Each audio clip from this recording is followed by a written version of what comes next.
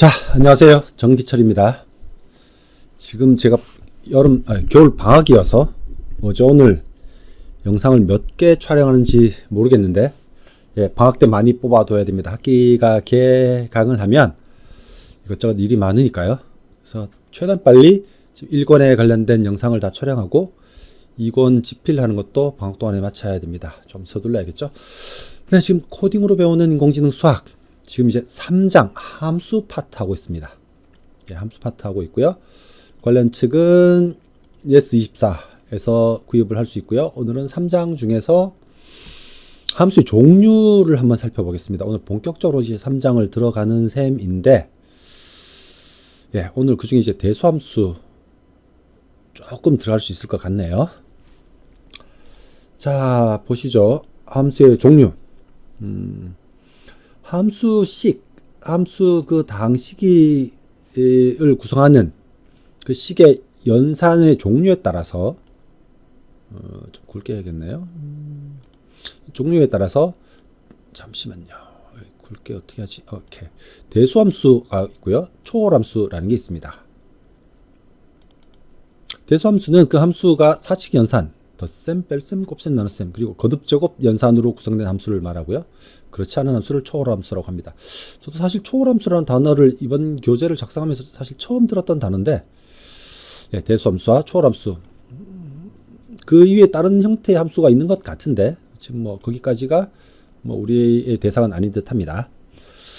함수 연산의 종류에 따라서 그렇게 나눌 수 있고, 그리고 변수의 개수에 따라서 이제 명칭에 관련된 이름인데, 독립변수가 한 개인 변수를 당연히 1변수 함수라고 하겠죠. 영어로는 univariate function. 통계학에서는 단별량 함수, 변수가 하나라는 뜻이죠. 단별량 함수라고 칭하기도 한다고 합니다. 그래서 1변수 함수, 단별량 함수. 변수가 두 개 있으면요, 다변수 함수 또는 다별량 함수라고 하겠죠. 그래서 밑에 함수를 보시면 이런 식의 함수를 비주얼라이즈 하면 3차원에서 평면이 되고요. 이런 식의 함수는 3차원에서는 항아리 형태의 방정식이 됩니다.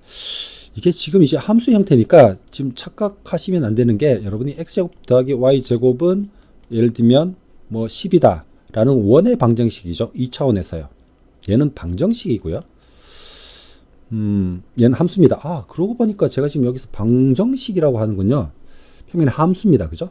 평면의 함수입니다. 네, 제가 앞에서 함수와 방정식을 엄밀하게 구분한다고 설명해 놓고 나서 정작 제가 책을 집필할 때는 그 용어를 따르지 않고 있네요. 참. 그거를 그림으로 살펴보면, 요 링크를 클릭해 보시면 우리가 계속 소개해 드리고 있는 지오지브라 사이트죠. 요 초록색이 아니군요. 잠시만요. 링크를 새로 한번 들어가 보죠. 이건 예전 거고요. 요 놈을 클릭해서 갖고 오면, 여기 빨간색으로 되어 있는 게 지금 요 3차원에서 항아리 형태의 함수죠. 요 속이 비어 있는 항아리 형태의 함수입니다. 요 하늘색 계열로 되어 있는 게 요 하늘색으로 되어 있는 평면의 방정식이죠. 평면의 함수죠. 3차원 공간상의 평면의 함수를 나타내는 겁니다. 요런 것들은 그냥 눈으로 확인하자라는 뜻에서 보여드리는 거니까요. 여러분도 여기서 새로운 형태의 함수를 적어주시고 시각적으로 보실 수 있습니다. 자, 그리고 다음 필 넘어가면, 방금 전까지 우리가 이야기했던 대수함수니 초월함수니라는 것은 함수의 연산에 대한 설명을 드린 거고요.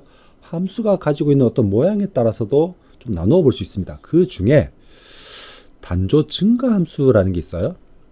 이제 단조, 한쪽 방향으로 이런 뜻이니까 monotonically increasing function이라고 하죠. 단조 증가 함수 꽤 많이 씁니다. 이게 뭐냐면 요 밑에 첫 번째 정의예요. x1이 x2보다 작을 때 함수값 f of x1이 f of x2보다 작거나 같을 때 단조 증가 함수라고 합니다. 요 두 번째는 등호까지 포함된 거죠. 두 번째 등호가 없으면 순 증가 함수 이렇게 말을 합니다. 그 둘이 그런 차이점이 있는 거고요. 그 단조 증가 함수의 대표적인 게 로그 함수예요. 요 빨간색을 보시면 빨간색 요게 로그 함수입니다. 로그 함수는 정의역이 0 또는 양의 실수가 되는 거고요. 공변형은 그냥 실수 값이 되는 거겠죠. 단조 증가 함수가 있으면 단조 감소 함수도 있겠죠. 뭐 용어에 따라서 그 의미는 파악이 가능하시리라고 생각이 들어요. 이걸 그림으로 보면 네, 이렇게 되죠. 아, 이건 아니군요. 또 한번 보겠습니다. 두 번째 그림을 지오지브라 사이트에서 한번 보면, 예, 이 F라는 함수 단조 증가 함수인가요? 예, 그렇죠. X 값이 크면 Y 값이 크거나 같은, 얘는 무조건 등호는 필요 없는데, 이 로그 함수도 어떤 값이 X2가 크면 그 값은 당연히 크죠. 뭐 그렇다. 단조 증가 함수가 뭔지는 알겠는데 이걸 어디에 써먹어? 라는 생각이 드실 것 같아요. 그 이야기를 좀 해볼게요. 제가 단조 증가 함수의 활용 예를 생각하다가 가만히 생각해 보니까 우리가 쓰는 검색 알고리즘 중에 미진 검색이라는 게 있죠. 바이너리 서치. 검색 대상을 한번 검색할 때마다 반 토막씩 잘라서 검색하는 겁니다. 이렇게 반 토막씩 잘라서 검색할 수 있는 이유는 우리의 검색 대상이 단조 증가, 단조 함수니까 그래요. 보통 이제 이진 검색을 하려면 그 검색 대상을 솔팅을 해야 되죠. 그 솔팅이라는 것 행위 자체가 단조 함수를 만드는 겁니다. 그래서 인크리징 오더면 단조 증가 함수에 해당할 거고요. 디크리징 오더면 단조 감소 함수가 되겠죠. 이건 조금 억지로 제가 예를 든 셈이고, 실제로는 우리 나중에 확률에 나올 텐데 결합 확률이라는 게 있어요. 지금 이제 확률을 이야기하는 시간은 아니니까 자세히 설명은 안 드릴 텐데, 결합 확률 계산할 때 단조 증가 함수의 특성을 많이 씁니다. 향후에 우리 확률 통계를 공부할 때 베이지안 모델이라는 게 있습니다. 베이지안 모델 중에 나이브 베이지안 모델이라는 게 있는데, 이 나이브 베이지안 모델을 이용해서 확률 값을 계산해 나갈 때 결합 확률을 구할 필요가 있어요. 결합 확률은 다음 페이지 가보면 이렇게 확률 변수가 여러 개 있을 때, 이게 지금 조건부 확률입니다. 조건부 확률인데 조건부 결합 확률이죠. 그래서 C라는 어떤 클래스가 정해졌을 때 각 1x1부터 xn까지 n개의 확률 변수가 특정 값을 가질 조건부 joint probability인데, 이놈을 실제 계산하기 쉽지 않습니다. 왜 계산하기 쉽지 않은지는 나중에 확률 파트에서 설명을 드릴 거예요. 그런데 이 joint probability를 계산하기 어려우니까 이걸 좀 단순화시킨 게 나이브 베이지안 모델이라는 겁니다. 그래서 이거는 각각의 조건부 확률의 곱으로 표현해보자라는 겁니다. 가정을 한 거죠. 각각의 확률 변수가 독립이라고 가정하고 이놈의 joint probability를 각 확률의 곱으로 표현한 겁니다. 앞에서 심볼 설명드렸죠. 대문자 파이는 항들의 곱셈을 의미한다고 말씀을 드렸어요. 그런데 우리가 확률 값은 무조건 0에서 1 사이 값이죠. 확률 값은 1보다 작은 숫자니까 이놈들을 계속 곱하다 보면 1보다 작은 실수를 계속 곱하면 점점 그 절대값은 작아지죠. 이렇게 작으면 곱셈이란 연산이 속도도 많이 걸릴 뿐더러 곱을 계속 곱하면 부동소점의 한계, 앞에 설명드렸죠. 정확도가 떨어질 수도 있습니다. 그런데 우리가 어떤 베이지안 모델에서 조건부 확률을 구할 때는 어떤 그 절대적인 확률 값보다 각각의 클래스, 1번 클래스, 2번 클래스 있으면 각 클래스의 해당 확률 값에 어떤 게 더 큰지 대소만 비교하면 돼요. 큰 놈이 이기는 셈이니까. 그래서 절대적인 확률 값이 필요한 게 아니고 확률 값들의 대소 관계가 중요하니까 이때 단조 증가 함수의 특성을 씁니다. 아까 로그 함수가 단조 증가 함수라고 했죠. 그래서 여기 앞에서 보셨던 joint probability를 단순화시켜서 각각의 그 조건 확률의 곱으로 표현하는 것을 로그를 취하면 앞에 나중에 로그 설명이 나오겠지만 로그 x, y 두 개를 곱한 것의 로그는 각각의 로그 값의 덧셈으로 변환이 됩니다. 이게 로그의 성질이에요. 그래서 각각을 곱한 것을 로그하면 각각의 조건 확률의 합으로 연산이 이루어집니다. 그러니까 앞에서 했던 문제점이 해결될 수 있겠죠. 뭐 요런 식의 에도 단조 증가 함수 또는 단조 함수의 특성이 활용이 되는 겁니다. 이 이야기는 향후에 베이지안 모델 설명할 때 조금 더 자세히 설명을 드릴게요. 요거는 나중에 쓰인다라는 예제를 설명드리는 용도여서 100% 여기서 이해가 안 되셔도 상관없습니다. 자, 설명하는 김에 조금 더 해볼게요. 제가 10분에서 15분짜리 영상을 생각하고 있어서 지금 10분 넘은 상태라서 조금만 더 설명드리겠습니다. 역함수가 있습니다. 우리 앞에서 항등원 역원 설명드렸던 거 기억나나요? 그때 제가 어떻게 설명드렸죠? 어떤 연산이 정의되면 그 연산의 항등원과 역원을 정의할 수 있죠. 함수에서도 역함수라는 걸 정의할 수 있습니다. 역함수는 우리 역수에서 x의 역수, x의 마이너스 1 이렇게 표현했던 것처럼 역함수도 f가 x에서의 y로의 함수라고 할 때 그 역함수를 이렇게 표현할 수 있습니다. xy 위치가 바뀌었죠. 예, 그게 역함수입니다. 예를 들면 f라는 함수가 x에서 y로의 함수라고 하면 그 역함수는 y에서 x로 가는 역함수입니다. 함수를 역함수라고 합니다. 그래서 f 함수는 x 값을 주면 y를 주는 거고 그 역함수는 y 값을 주면 x 값을 주는 거죠. 그래서 표현을 이렇게 할 수 있는데, 그죠? x와 y가 위치가 바뀌는 거니까. 근데 함수를 이렇게 쓰면 모양이 좀 이상하잖아요. 왜냐면 우리는 보통 y는 something이라고 함수를 많이 표현하니까. 그래서 어떤 함수가 있으면, 예를 들면 이런 함수가 있다라고 하면 요거의 역함수를 구하는 방법은 요거를 이렇게 y는 x 플러스 1로 바꾸고 일단 x와 y를 서로 심볼을 바꿉니다. 그러면 이렇게 되겠죠. 그리고 이를 y에 대해서 정리해 주면 돼요. 그럼 y 위치를 바꾸고 이렇게 하면 네, 여기에 오타네요. y는 x-1이 됩니다. 그래서 역함수를 이렇게 적어 줄 수 있는 겁니다. 제가 책을 여러 번 봤는데 여전히 볼 때마다 오타가 발견되는군요. y는 x-1입니다. 네, 그리고 다음 페이지 들어보면 역함수 의미를 한번 보죠. 역함수는 정의역과 공역이 서로 반대되는 거니까 가만히 생각해 보시면 예를 들면 이런 겁니다. 지금 초록색 함수가 지수함수예요. 여기서 e는 이제 자연상수인데 뭐 2.7이라고 대충 생각하시면 됩니다. 그리고 밑에 있는 빨간 게 로그 함수입니다. 베이스를 2로 가진. 요 두 개가 서로 역함수예요. 역함수란 말은 로그 함수에 7을 주면 대략 2라는 값을 나오는 거죠. 그럼 이 지수함수에서 2를 주면 7이 나오는 거라고요. 그래서 가만히 생각해 보시면 역함수는 요 함수가 y는 x입니다. 역함수는 y는 x에 대해서 대칭인 함수다 라고 생각하시면 돼요.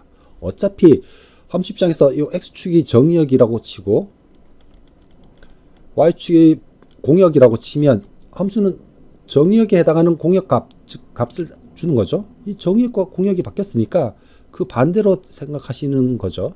그게 이제 역함수의 의미입니다. 예, 역함수 의미 설명드렸고 지금은 함수의 전반적인 개념만 익히고 넘어가시면 될 것 같아요. 그 다음에 이제 중요한 게 합성함수라는 게 있습니다. 함수들을 합쳤다라는 거죠.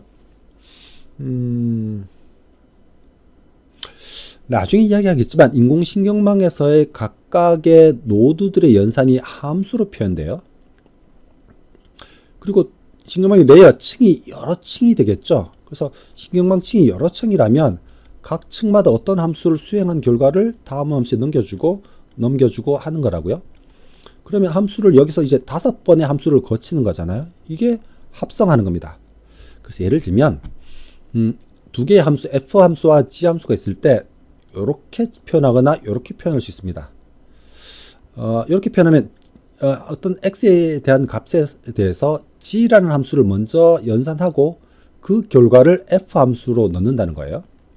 그래서 f 함수가 x제곱이고 g 함수가 x 플러스 1일 때 f of g of x는 g를 먼저 넣잖아요. g of x가 x 플러스 1이니까 x 플러스 1을 다시 f 함수에 넣는 셈이겠죠. 그래서 결과는 요 x 플러스 1을 여기에 집어넣으면 요 두 개 합성함수는 최종적으로 이렇게 나오는 겁니다. 그래서 그림으로 보면 어떤 x 값을 주면 g 함수를 통과시켜서 나오고 그 결과를 다시 f 함수를 통해서 나오는 셈인 거죠. 그래서 이런 합성 함수는 이런 의미가 있다. 인공신경망에서. 이게 인공신경망에서 왜 중요하냐면요. 실제로 어떤 인공신경망을 쭉 한번 연산을 하고 나서 이제 어떻게 그 안에 있는 웨이트를 업데이트를 해야겠죠. 업데이트를 하려면 각각 함수들을 미분을 취하고 그 미분을 취한 값에 비례해서 어떻게 웨이트를 조정이 이루어져요. 그때 이 신경망 전체가 합성함수니까 합성함수의 미분이 필요하겠죠. 그때 이 이야기가 본격적으로 나올 겁니다. 그래서 지금은 합성함수의 개념만 잘 익히고 있다가 나중에 미분할 때 그때 이 합성함수의 미분을 어떻게 하는지 그걸 잘 이해하시면 됩니다. 사실 고등학교 때 미분을 배우셨던 분은 합성함수의 미분 다 배웠습니다. 우리 기억나시나요? 체인룰. 한국어로 뭐 연쇄법칙인가요? 뭐 체인룰이라는 걸 배웠을 겁니다. 그게 이제 합성함수의 미분에 관련된 이야기인데 해당하는 파트에서 자세히 설명드리도록 하겠습니다. 그리고 오늘의 마지막인데요. 역함수와 합성함수 이 코드를 보면 앞에는 이제 그림 그리는 이야기고요. 그림 그리는 이야기여서 쭉 보시면 되고